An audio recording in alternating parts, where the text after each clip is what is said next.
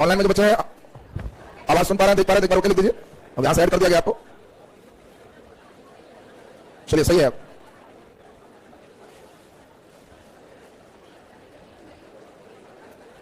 चलिए ओके, चलिए ध्यान दीजिए। ऑनलाइन में जो बच्चे हैं चल रहा है तो एक बार ओके लिखो, सही है। चलिए ध्यान दो, अब हम लोग चल रहे हैं नेत्र के कौन सा भाग, आंतरिक भाग। देखो जरा ठीक से, नेत्र लगभग कैसा होता है, गोलाकार, ये तो बात क्लियर है। इसी के अगले हिस्से में बोलो कौन है, ये अगले हिस्से में कौन है, कोर्निया। और कोर्निया के बीच में हम लोग देख रहे हैं अंदर में आइरिस है, और ये आइरिस का पार्ट हो गया। यहां तक तो बाहर से हम लोग को दिखाई दे रहा है। इसी के इंटरनल सेक्शन में जब तुम जाओगे तो अंदर में एक प्रकार का इस तरह का एक लेंस है, और यह लेंस जो आप देख रहे हो ये जस्ट देखो धंसा हुआ है कि उठा हुआ, और इसीलिए इस लेंस को हम लोग कहते हैं उत्तल लेंस। यही आंख के किनारे से इस प्रकार से ज्वाइंट्स है, ये लेंस किनारे से ऐसे जुड़ा हुआ है। देखिए आंख में जो लेंस है ये अब इसके अंदर है, और लेंस जिससे जुड़ा हुआ है इसका नाम है सिलियरी मांसपेशी, सिलियरी मसल्स। और सिलियरी मसल्स तुम देखे होगे, आंख में ऐसे किनारे करोगे तो गोल जैसा जो रेड कलर का देख रहे हो वो सिलियरी मसल्स, वही लेंस को पकड़े हुए है अंदर में, ये लेंस पकड़ाया हुआ है। और ये जो देख रहे हो यही हमारा कौन सा लेंस है, उत्तल लेंस। लेंस के कारण ही हम लोग बड़ा छोटा देख पाते हैं। तुम 5 मंजिला ऊपर चल जाओ तो आदमी बड़ा दिखेगा कि छोटा, छोटा किसके कारण, लेंस के कारण। नेत्र में कितने लेंस होते हैं, एक। 20 मंजिला ऊपर चल जाओ और छोटा दिखे। और एक आदमी को बताया गया कि पहली बार हवाई जहाज पर साथी के साथ बैठ रहा था, और उसको बोला गया कि जब बहुत ऊपर हवाई जहाज जाएगा तो नीचे आदमी चूटी जैसा दिखाई दे। अब वो आधा घंटा हवाई जहाज पर बैठा हुआ था, आधा घंटे के बाद खिड़की किनारे विंडो सीट थी उसकी, देखा इधर, तब साथी को कहा कि अरे देखो कितनी ऊंचाई पर उड़ रहे हैं, आदमी चूटी जैसा दिखाई दे रहा। अब बाहर देखा, उसका साथी भी देखा, और साथी जब देखा तो उसको एक तबला कस के दी, कहा कि नालायक कुछ चींटी है, जहाज उड़ा कहां है, उड़ा नहीं था, वो चींटी बेचारा देख रहा था। तो कई बार कल्पनात्मक भी हो जाते हैं, तो आपको ये ध्यान रखना है कि नेत्र में लेंस कितने हैं, जल्दी बोलो, एक। अब देखो एक बहुत इंपॉर्टेंट है, इसको कहते हैं इसका समंजन क्षमता, इंग्लिश में कहते हैं एकोमोडेशन पावर। समंजन क्षमता का अंग्रेजी क्या है, एकोमोडेशन पावर। इस समंजन क्षमता क्या है, तो हम लोग के आंख के लेंस बड़ा ऑटोमेटिक, ये अपने से नजदीक और दूर की वस्तु देखने में एडजस्ट हो जाता है। देखो तुम्हारा मोबाइल कितना भी महंगा क्यों ना, फोटो खींचोगे तो कहोगे कि तुम कट रहा है, इधर आ जाओ। आंख में कभी सुना है कि कट रहा है, इधर बैठो, नहीं। ये समंजन क्षमता है, कहीं से एडजस्ट कर लेता है, जिसको देखना है स्वतः एडजस्ट करेगा। तो आपसे पूछे समंजन क्षमता क्या है, नेत्र लेंस की फोकस दूरी अपने आप बदलती है, और इस क्षमता को हम लोग क्या कहते हैं, समंजन क्षमता कहते हैं। तो पहले इस पर हम लोग थोड़ा सा तो लिखेंगे, उस लीजिए फिर से एक बार। ये आंतरिक भाग में एक उत्तल लेंस, लेंस किसके पीछे है, बोलो, कोर्निया के पीछे आइरिस, और आइरिस के पीछे लेंस, बोलो क्लियर है सबको। अब देखो आइरिस और लेंस के बीच एक तरल पदार्थ है, इस तरल पदार्थ को हम लोग AH कहते हैं। AH का मतलब होता है aqueous humour. Aqueous humour, aqueous humour का मतलब है कि ये तरल पदार्थ है, ये लेंस और एक कोर्निया के बीच, आइरिस के बीच स्थित होता है। देखो एक्वस ह्यूमर एक तरल पदार्थ है, इसी के नीचे अश्रु ग्लैंड होता है, आंख के ग्लैंड अश्रु का अलग होता है। अब कई हम लोग की आंसू क्या है, संवेदनाओं को दिखाने के लिए, ज्यादा दुखी, ज्यादा सुख, तो इस कंडीशन में ग्लैंड से ऑटोमेटिक इसमें से निकलता है। मगरमच्छ का भी अश्रु ग्लैंड है, लेकिन उसका अश्रु ग्लैंड केवल होता है सफाई के लिए आंख। इसलिए कोई व्यक्ति अगर ऐसे ही झूठ मूठ होता है तो हम लोग बोलते हैं घड़ियाली आंसू। घड़ियाली आंसू समझते हो ना, झूठ मूठ का, उसमें कोई संवेदना नहीं। अब बचपन में ग्लैंड नहीं होता, ये भी समझ। तो बच्चा जन्म लिया, 1 महीना 2 महीना का है, तुम जाकर उसको कस के छुट्टी काट, खूब कस के भेंट करेगा, लेकिन आंख देखना आंसू नहीं गिरे, क्योंकि अश्रु ग्लैंड है ही नहीं। और अश्रु ग्लैंड का डेवलपमेंट जब वो थोड़ा बड़ा होगा तब वो ग्लैंड आएगा, जब वो भाव को समझने लगता है तब वो रोएगा तो उसके आंसू भी गिरे। अब कई लोग का भी होता है अश्रु ग्लैंड बना ही नहीं, ऐसा नहीं हो सकता। कई लोग ऐसा भी होता है कि अश्रु ग्लैंड थोड़ा ज्यादा बड़ा होगी, थोड़ा सा भी खाता है तो शुरू हो जाएंगे। कई लोग बेचारा का बना ही नहीं है, उसको बहुत बड़ा दुख भी है, ग्लैंड नहीं, तो बेचारा का आंसू नहीं है, आदमी देख रहा है, आदमी है काट है, एक बूंद आंसू नहीं गिरा। अरे भाई बेचारा का ग्लैंड ही नहीं है तो कहां से निकले, बोले बात समझ रहा है। तो अश्रु ग्लैंड एक अलग पार्ट हो गया। तो अब अभी जो तुमको लिखाएंगे, पहले ध्यान दीजिए, आपको एक सिंपल सा फिगर बनाना है। क्या फिगर समझ में आ गया सबको, बढ़िया से नीचे बनाइए। इसमें हम लोग नेत्र के आंतरिक भाग आज स्टडी करेंगे, बाहरी भाग तो पिछले क्लास में हम लोग देख चुके थे।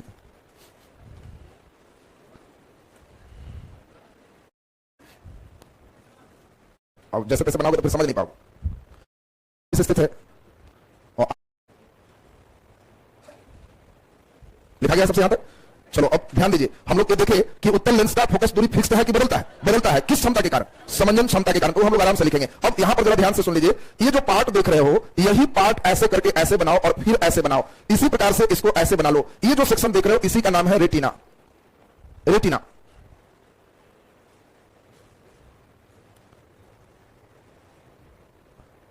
बना दिया सबको, रेटिना है। रेटिना को जहां धंसाओगे इसका नाम येलो स्पॉट, पीत बिंदु है। जहां पे दोनों मिल जाएगा इसको हम लोग अंध बिंदु कहते हैं, अंध बिंदु है। जहां पे दोनों मिलाए हो उसका नाम अंध बिंदु हो गया। बना दिया सबको।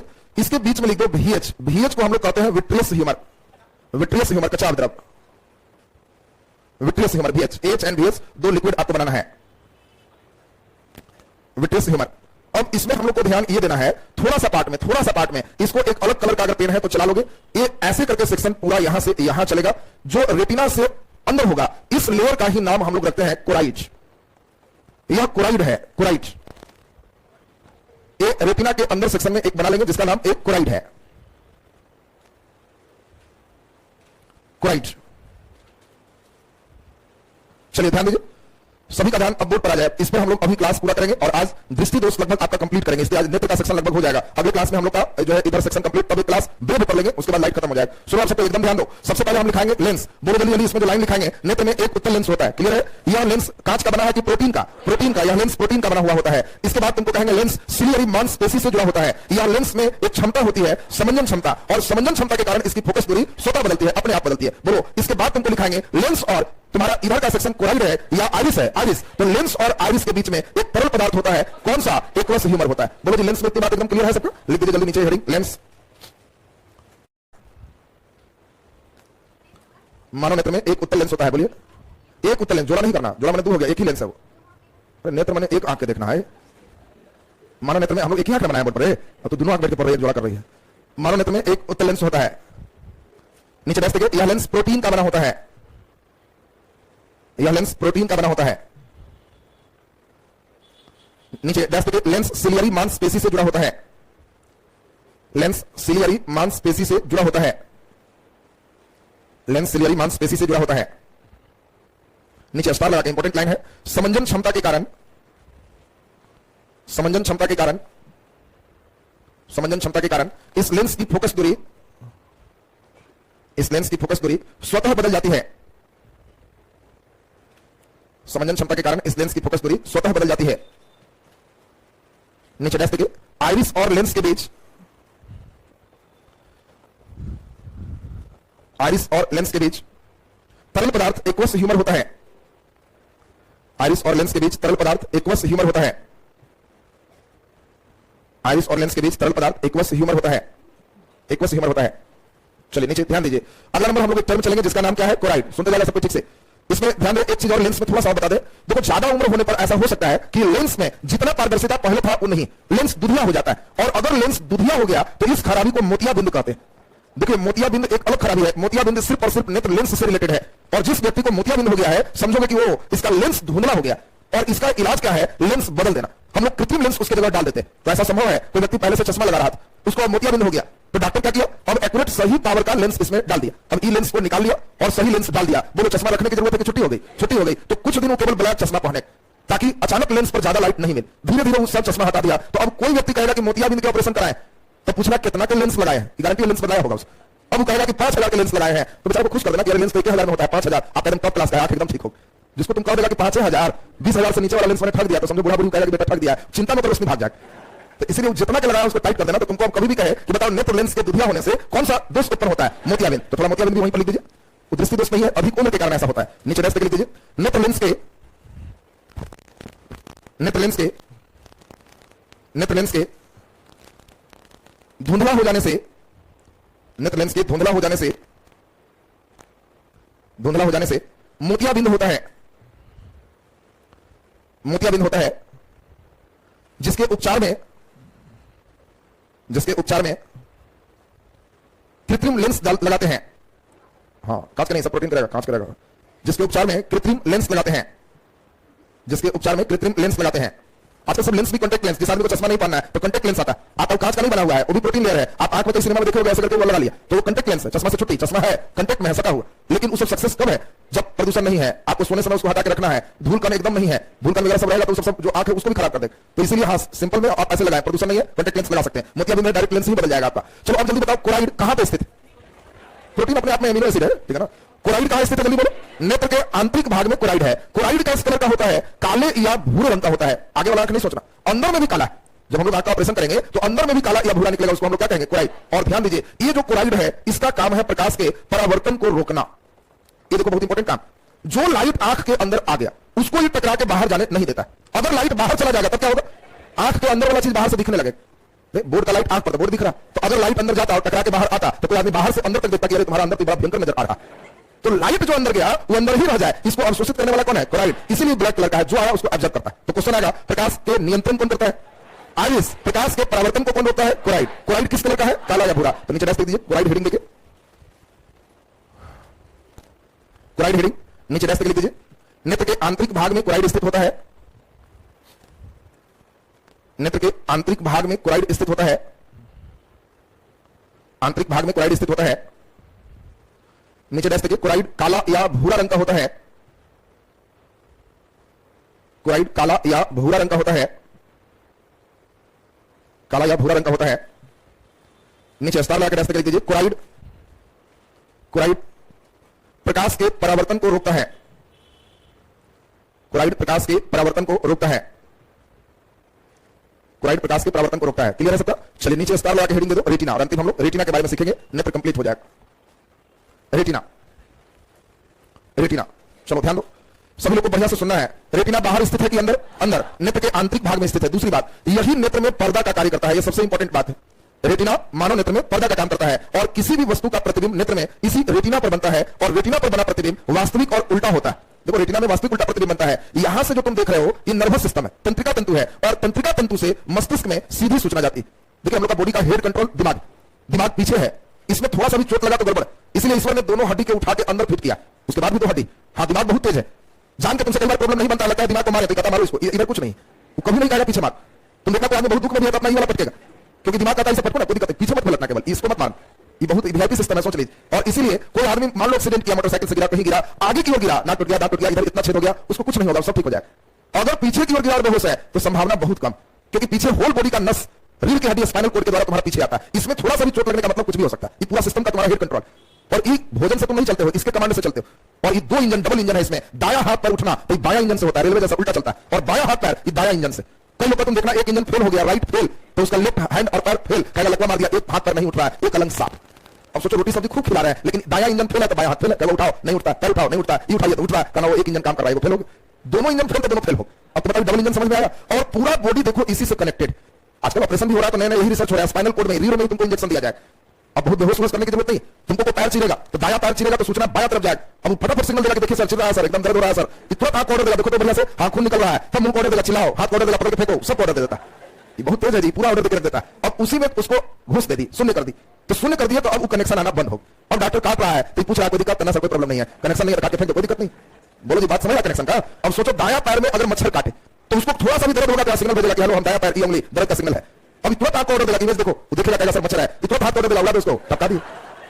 तुम जो क्रिया उड़ाने का मारने का कर रहे हो ना, इतना परमिशन का प्रोसेस, तो ये नर्वस सिस्टम से दिमाग में सीधी सूचना मिलती है। इसके पास कैसा इमेज है? उल्टा इमेज। पूछेगा नेत्र में प्रतिबिंब कैसा बनता है? वास्तविक और उल्टा। नेत्र में प्रतिबिंब कहां पर बनता है? रेटिना पर। नेत्र में पर्दा का काम कौन करता है? रेटिना। अब इंपॉर्टेंट सुनो, रेटिना में ही पीत बिंदु होता है, एलो स्पॉट होता है, और इसके अंदर छड़ और शंकु होते हैं। छड़ और शंकु का मतलब कोन और रॉड, जान लीजिए, कोन और रॉड, छड़ और शंकु। ये जो छड़ और शंकु जो आप देख रहे हो, ये लाइट के लिए बहुत संवेदनशील है, बहुत सेंसिटिव, और इसी के द्वारा हमें रंग की जानकारी प्राप्त होती है।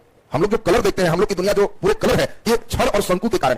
हर कलर का अलग शंकु है, उस कलर पर जैसे ही गया तो हम लोग उस कलर को देख पाते हैं। किसी रंग का शंकु गायब है तो तुमको हो सकता है वह रंग नहीं दिखे, काला दिखे। इस रोग को कलर ब्लाइंडनेस, रंग वर्णनता कहते हैं। अब कलर ब्लाइंडनेस का टेस्टिंग कई जगह होता है, एयरफोर्स, रेलवे, कई जगह आर्मी, कलर ब्लाइंडनेस टेस्ट हो। कलर ब्लाइंडनेस तुमको है, तुमको रेड कलर दिखता ही नहीं, लाल रंग काला दिखता है, तो तुमको रेलवे ट्रेनिंग देगा कि लाल रंग देखने के बाद रोकना, काला दिखेगा तब सर धीरे धीरे पार कर देना, तो उसको जिंदगी में कभी लाल दिखेगा ही नहीं। एक बार ट्रेन में बैठेगा तो धीरे धीरे पूरा धक्का मार ही के छोड़ेगा, तो बोलो चलेगा नहीं। अब सोचो कलर ब्लाइंडनेस का कारण है खास रंग का शंकु गायब होना। शंकु है का पीत बिंदु, देखो लोकेशन, आगे दिल पटल, उसके बाद कोर्निया, उसके अंदर आइरिस, उसके अंदर लेंस, लेंस के अंदर रेटिना, रेटिना में पीत बिंदु, उसके अंदर कई कलर में एक कलर का शंकु, बदलना संभव नहीं। इसीलिए कलर ब्लाइंडनेस का कोई इलाज इस जन्म में नहीं है। हो गया मतलब अब अगला जन्म, इस जन्म में आपको गायब हो गया तो एयरफोर्स वगैरह कई एग्जाम में कलर ब्लाइंडनेस होने पर सर्टिफिकेट में ही छेद कर देता है, खास सिंबल बना देता है कि बस अगला बार आए तो उधर से बढ़ा दे, जांचने में भी टाइम बर्बाद नहीं कर, क्योंकि कलर ब्लाइंडनेस है तो ठीक तो होगा नहीं। और इसीलिए जिनको कलर ब्लाइंडनेस है, अच्छी बात है बीपीएससी वगैरह में कलर ब्लाइंडनेस टेस्टिंग नहीं होता, तुमको तो जो बाकी बनना कलर का बहुत काम नहीं है, तो इधर कोई दिक्कत नहीं है, जहां जरूरत है कलर का वहां जांच होगा। और एक और इंपॉर्टेंट बात, कलर ब्लाइंडनेस पुरुषों में ही अधिक होता है, महिलाओं में कलर ब्लाइंडनेस होता है, बहुत कम होता है। महिलाएं इसकी वाहक होती है, कैरियर होती। वाहक समझते हो? महिलाएं ढोने वाली, बाकी होगा उनको नहीं, होना है तो पुरुष को हो। मतलब कैरियर का मतलब क्या हुआ, अगर ये मोहन प्रसाद जी हैं और इनको लाल रंग का फ्यूज उड़ा हुआ है, तो अगर इनका बेटा मोहन प्रसाद जी का सोहन प्रसाद हुए तो इनका भी फ्यूज गायब रहेगा। ये एक आनुवांशिक सिस्टम पीढ़ी दर पीढ़ी चलता है। और अगर इनकी बेटी गीता हुई तो चांसेस है कि गीता को कलर ब्लाइंडनेस नहीं हो, इसको नहीं हो, लेकिन एक कैरियर है। कैरियर माने दूसरा जो अच्छा खानदान चल रहा है वहां ले जाएंगे।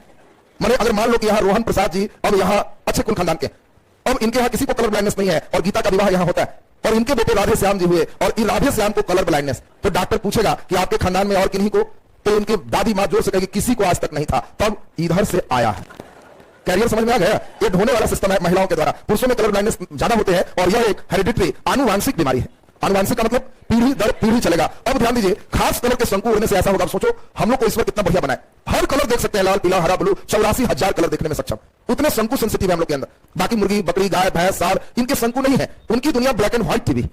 अब ये नहीं है कि तुम मुर्गी के पास एकदम लाल और हरा शर्ट पहन के जाओगे तो देखोगे कि क्या बात है, मालिक आज बड़ा लाल लाल पहने हुए, वो ब्लैक एंड व्हाइट दुनिया उसकी, वो तुम्हारा कलर नहीं देखता। तो ये शंकु से ही कलर होते हैं। कुछ जानवर एक कलर दो कलर देखते क्या? सार, अरे सार, सार का क्या कुबर वाला सार रे, हिस्से वाला सार का क्या लाल, अच्छा वो वही वाला सार लाल रंग देके भड़कता है, जब कोई रंग देके भड़कता है, लाल से नहीं, ऐसा ही सब मत सोचना। अरे इंडिया में सार भड़कने वाला कभी कभी घटना सुना होगा। स्पेन का राष्ट्रीय खेल है बुल फाइटिंग, सार से लड़ाई, उनका राष्ट्रीय खेल। और सार को अगर गुस्सा दिलाना है, भड़काना है, कोई कलर का कपड़ा लो, रेड नहीं जरूरी। तुम स्पेन में खेल देखोगे टीवी में, कई बार तो तुमको दिखाएगा किसी कलर का कपड़ा लेके उसके आंख के पास 2 बार झाड़, 2 बार 3 बार झाड़ दिया तो समझता है कि हमको चैलेंज दे रहा है और वो पक्का मारेगा। अब उसी क्रम में हम लोग क्या है, ज्यादातर लोग थोड़ा लाल रंग वाला गमछी कांधे पर रखे रहते हैं, और हवा चला तो वैसे उड़ रहा है। अब उसी में कहा सार मार दिया उसको, कहा कि लाल का था इसलिए मारा इसको, भड़क। बोलो बात समझ गया? ये वाला मैंने एक मिथक है, देखो तुम लोग कई मिथक देखा होगा। एक तो बीन बजाने से सांप आ जाता है, बीन बजाने से सांप नाचने लगता है, इसे सुना है तुम लोग? तो कभी ऐसा नहीं होगा, सांप को कान है ही नहीं, सांप को कान थोड़ा है जी। सांप टेम्परेचर सिस्टम से चलता है, कंपन सिस्टम को महसूस करता है। सांप को तुम देखोगे कि उसके जीव 2 भाग में बटे हुए हैं और वो थर्मल स्कैनर है, बाहर निकालेगा। अगर हवा का टेम्परेचर 20 डिग्री और मनुष्य यहां खड़ा है तो 37 डिग्री सेल्सियस सामान्य टेम्परेचर, तो इसका टेम्परेचर हाई है, वो निकालेगा और अंदर ले जाकर सेंसर से कहेगा बोलो, तो ये बताएगा 37, कहेगा नहीं ये खाने वाला जीव नहीं है, इधर नहीं, इधर भाग, ऑटोमेटिक भागेगा। खाने वाला जीव अब उसको टेम्परेचर पर खाना होता है, चूहा उसका टेम्परेचर एकदम से 45 सटाएगा, कहेगा गुड डाई मोड़ो, खाने वाला एकदम टेम्परेचर बता रहा है, निकल जाएगा। तो उस थर्मल स्कैनर तुम लोग देखा होगा, 17 दिन में जाते हो तो सांप नाचता है, वो ऐसे करता है। उसको एक बार कहना कि सुनो भाई हम तुमको अकेले 500 देंगे, तुम पिटारा खोलो और सांप जिधर निकला है तुम मुंह इधर करके खूब अच्छा से धूल में दिन बजाएगा नागिन वाला। अगर सांप दिन से आता है तो टोकरी से निकल के सामने आके नाचने लगेगा, तब 500 देंगे तुमको, तब हमारा सिद्ध हो जाएगा कि सांप दिन की आवाज सुन के आता है। अगर घूम के दिन बजाएगा तो सांप किधर भागेगा कोई ठिकाना नहीं, थोड़ा दिन तरफ है, तो सांप दिन आवाज नहीं सुनता है। अब जैसे ही बिन मीन्स डंटा है और सांप का पिटारा खोला, बिन ऐसे मुंह के पास लगे, उसको लगता है मारेगा, तो उठ गया बेचारा। बजाने वाला खाली बजाएगा नहीं, अपने इधर से उधर करता है, तो जान के इधर करता है तो सांप लगता है इधर से मारेगा, इधर है उधर किया तो उधर से मारेगा, उधर किया। अब तुमको कहा देखो नाच रहा, तो नाच रहा है जी, ये एक मिथक हो। एक और बहुत बड़ा मिथक तुमको दूर करते हैं। कई नालायक लोग कौन सुने हैं कि सांप दूध पी जाता है, धामिन सांप तो गाय को छान देता है। एकदम पक्का समझ लो, सांप के जो पाचन तंत्र है, दूध को पचाने वाले एंजाइम नहीं पाए जाते हैं। अगर सांप को 2 बूंद दूध पिला देगा तो निमोनिया होकर रोगग्रस्त होकर मर जाएगा। सांप दूध नहीं पी सकता है। दूध हमेशा ध्यान रखना, जो स्तनधारी प्राणी है वो लोग दूध पीते हैं, अंडे से उत्पन्न होने वाले दूध नहीं पीते। एकदम सिंपल बात सुन, स्तनधारी प्राणी जो है, जो उधर पेट से जन्म लेते हैं, वो लोग दूध पीते, अंडा से जो जन्म लेगा वो दूध नहीं पीते। और सांप के तो उनके पास यह है भी नहीं। और कई लोग मूर्ख क्या करेगा, एक सांप पड़ गया है पूरे गाय का दूध पी जा रहा है, एकदम ऐसे कर दे रहा है। अब कई लोग पूछ रहे तो एकदम कंफर्म करेगा कि हम तो देखे हैं आंख, और उसका हृदय अंदर से जान रहा है कि उल्लू बना रहा है, आज तक नहीं देखा। बस और बाकी सब वही है। तो तुमको ध्यान रखना, ये सब मिथक है। अब तो सारी वाली बात समझ में आ गई, बात समझ लो। तो कई लोग उल्टा पुल्टा जो सोचे वो ध्यान रखेगा। तो चलिए अब सुनिए, अगला नंबर लास्ट है अंध बिंदु। जरा ध्यान से सुनो, अंध बिंदु से ही नर्वस सिस्टम जुड़ता है। यह प्रकाश के लिए संवेदी नहीं, सेंसिटिव नहीं है। यहां लाइट से कोई मतलब नहीं है। सेंसिटिव कौन है? पीत बिंदु। अंध बिंदु सेंसिटिव नहीं है। तो जल्दी से इस बात को नोट करिए। रेटिना नीचे डैश पे लिख दीजिए, रेटिना डैश पे लिख दीजिए। मानो नेत्र में रेटिना, मानो नेत्र में रेटिना पर्दा का काम करता है।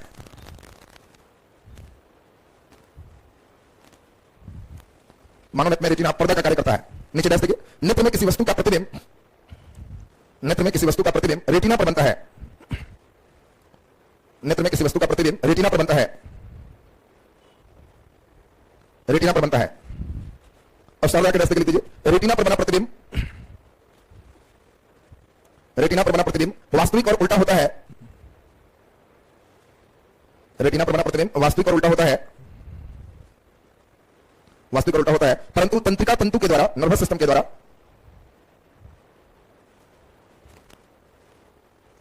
तंत्रिका तंतु के द्वारा दिमाग में सीधी सूचना जाती है।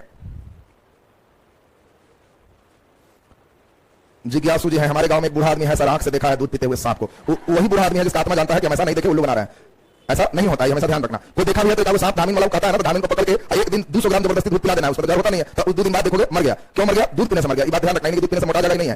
अरे हर चीज के पचाने का एंजाइम होता है। अब तुमको जबरदस्ती को घास खिला दो तो मानो में घास के पचाने वाला एंजाइम है नहीं। अब तुमको देखिए भैंस भूसा खा के कितना कष्ट होता है, कितना ताकतवर है, और तुमको भी भूसा खिलाएं तो पचाने वाला हमारे पास एंजाइम नहीं है। तो उसी तरह सांप की कंडीशन। चलिए नीचे लिखिए, से कहां तक पहुंचा?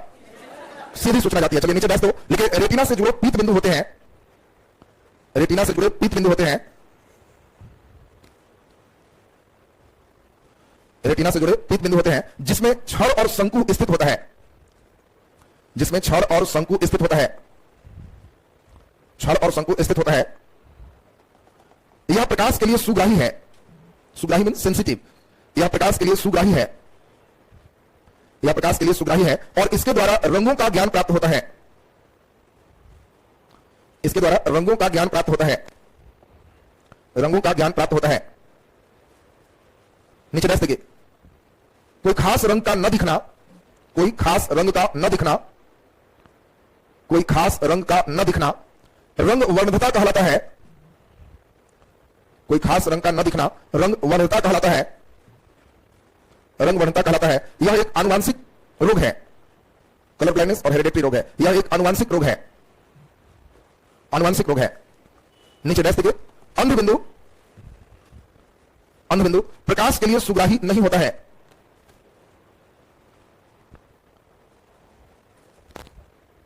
अंधबिंदु प्रकाश के लिए सुग्राही नहीं होता है, प्रकाश के लिए सुग्राही नहीं होता है। लिखा गया सबसे। अब ध्यान दीजिए, बहुत सिंपल बात आपसे कह रहे हैं। मानव नेत्र कितना दूरी तक देख सकता है, दृष्टि की बात करें तो जरा देख लें, एक आदमी की आंख चेक कर लें, इसको देखें, देखो कैसा आंख है इसका, कितना दूर देख सकती है? 2 किलोमीटर की। और कोई नहीं बोला इसका आंख है, तो तुम लोग कैसे जान गए? तुम 2 किलोमीटर तक देख सकते हो कि और ज्यादा की कम, जैसा देख सकते हो बोलना, अंदाज कर। वो 180 दूरी में बोल, 2 किलोमीटर की और ज्यादा की कम कितना? अनंत तक। तो बहुत बढ़िया, गुड। बैठ जाइए, उसका आंख लगता है गड़बड़ है। कितना दूर? अनंत तक। बहुत सुंदर, बैठ जाइए। तारा दिखाई देता है ना, चांद दिखाई देता है ना, तो 2 किलोमीटर है। कई मूर्ख सोचता है हम सब 5 तक ठेकाएंगे, और यहां तुम अनंत तक देखने में सक्षम हो। सुना, बहुत अच्छा क्वेश्चन है। स्पष्ट देखने की अधिकतम दूरी क्या है? अनंत बोला है, कई लड़का 25 सेंटीमीटर ऐसे देखने लगता है। सुन रही, रेडीमेड मत रटो। तुमसे पूछेगा स्पष्ट देखने की न्यूनतम दूरी 25 सेंटीमीटर, तुम जान के 25 सेंटीमीटर चॉइस ए दे देगा, और पूछ देगा अधिकतम दूरी क्या? स्पष्ट देखने की अधिकतम दूरी होती है चॉइस ए 25 cm। लड़कन मेरा पूरा पढ़ता कहां, वो तो खाली देखेगा स्पष्ट देखने। एकदम चटनी पूछा 25 cm। अगला क्वेश्चन, लड्डू नंबर हो गया। हम लोग अधिक से अधिक कितना दूर देख सकते हैं? अनंत। और कम से कम 25 सेंटीमीटर। 25 cm से अंदर में दिक्कत होगी। अगर कोई बच्चा को कहे कि नाक में किताब सटा के 3 पन्ना रीडिंग मारो, हम तो कोई नक्शा सटाने की कोशिश कर रहा है। 25 cm के अंदर जब जाओगे तो आंख पर दबाव पड़ेगा। वो हमारा सामान्य दर्शन नहीं, सामान्य दर्शन है 25 के बाद। कहां तक? अनंत तक। और 25 से अनंत को ही शॉर्ट में मेडिकल भाषा में 6/6 कहते हैं। तुम लोग एक बार 6/6 नाम सुने हो? 6/6 का मतलब हो गया 25 से अनंत। क्या चश्मा लगाने वाला 6/6 हो सकता है? हो सकता है। अरे नालायक, क्यों नहीं हो सकता? चश्मा लगाने के बाद भी अगर उसको 25 से अनंत क्लियर है तो 6/6। बोलिए, क्लियर है सकता है? तो अब ध्यान दें, हम लोग के देखने की, स्पष्ट देखने की न्यूनतम दूरी 25 cm, अधिकतम दूरी अनंत, और इसको हम लोग सामान्य दृष्टि प्रसार कहते हैं। अगर सामान्य दृष्टि प्रसार में कोई दोष होता है तो इसको दृष्टि दोष कहते हैं, और यही खराबी से कल चलना। इधर अब क्लास हम अपना डेली कर दिए है, लगातार इधर चलेगा। होली बाद 1 घंटे और बढ़ाएंगे, बस ना, उसमें या तो भूगोल या इकोनॉमिक्स, तुम लोग का इकोनॉमिक्स भी हम ही पढ़ाएंगे। उपेंद्र